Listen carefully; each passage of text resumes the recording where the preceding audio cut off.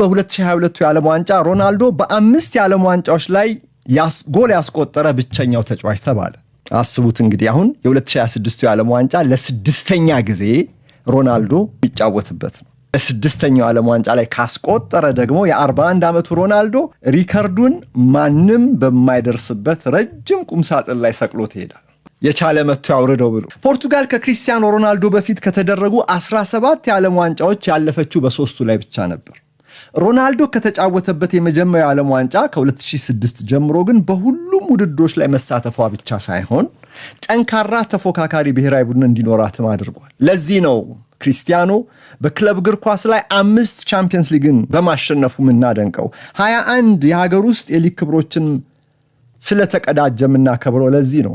4 የፊፋ ክለብ ዓለም ዋንጫንም አሸንፏል። 5 ባሎን ዶርም ተሸልሟል። 3 ጊዜ የፊፋ ዓመቱ ኮከብ ተጫዋችም ተብሏል። በቻምፒየንስ ሊግ የእርሱን ያህል 7 ጊዜ የየውድድር ዘመኑ ኮከብ ተጫዋችነትን ዘውድ የደፋ አንድም ተጫዋች የለም። ይህ ያለ ልፋት የመጣ አይደለም፣ በጥብቅ መሰጠትና ዲሲፕሊን የተገኘ እንጂ። ሮናልዶ ለዚህ የዓለም ዋንጫ በጥሩ አካላዊ ብቃት ለመድረስ በአመት $1 ሚሊዮን ገደማ ፈሰስ አድርጓል ለዝግጅቱ ይላሉ አንዳንድ ሚዲያዎች።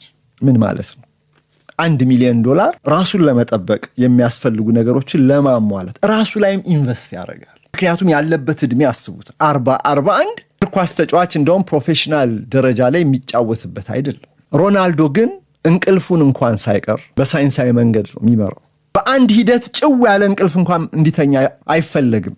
በአማካሪዎቹ በኩል በርካታ የ90 ደቂቃ የእንቅልፍ ሳይክሎችን ይጠቀማል። 1 ሰዓት ተኩል ይተኛል፣ ይነቃል። 1 ሰዓት ተኩል እንደዚህ ማለት ነው። ይህ ታዲያ በሳይንሱ በስፖርት ሳይንስ ለሪከቨሪ፣ ለትኩረት፣ ለፒክ ፐርፎርማንስ የሚመች። ይህንን የመሰለ አሁን ማውራለት ቢሊዮነር በየዕለቱ በበረዶ ውሃ ውስጥ ይዘፈዘፋል። ክራዮቴራፒክ ቼምበሮችን ይጠቀም። በጣም ቀዝቃዛ ሳውና ባዝ፣ ስቲም ባዝ በጣም የጋለ ነው ካላችሁ ይሄ በተቃራኒ ማለት ነው። ማሳጅ ለመዝናናት አይደለም፣ የተጫዋችነት ፐርፎርማንሱን ለመጠበቅ አካሉን ለመጠበቅ ነው። በአካሉ ነው የሚጫወተው እግር ኳስን። የኦክሲጅን ቴራፒ ይጠቀማል። ሬድ ላይት ቴራፒ የሚባል ደግሞ አንድ ዘመናዊ የሪከቨሪ ሳይንስ መጥቷል።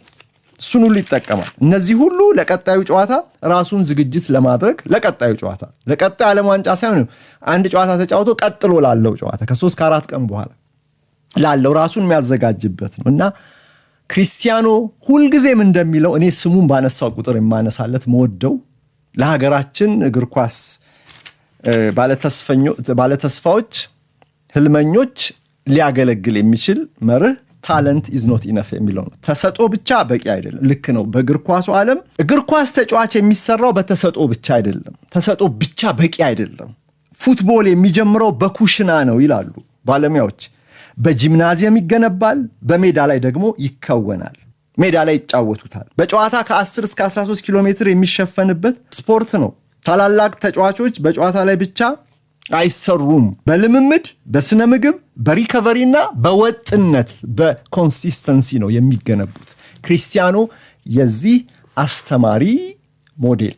ራስህን ካልጠበቅ እንደ ሩኒ በቃ በ40 ዓመት ሽማግሌ መስለ ቁጭ ስላለ እንኳን ልትጫወት ይቅርና ሩኒና ሮናልዶ እኩያ ናቸው ቢባል ሰው ማን ያምናል? አጠገብ ለአጠገብ ስታያቸው ሩኒ የለም እኮ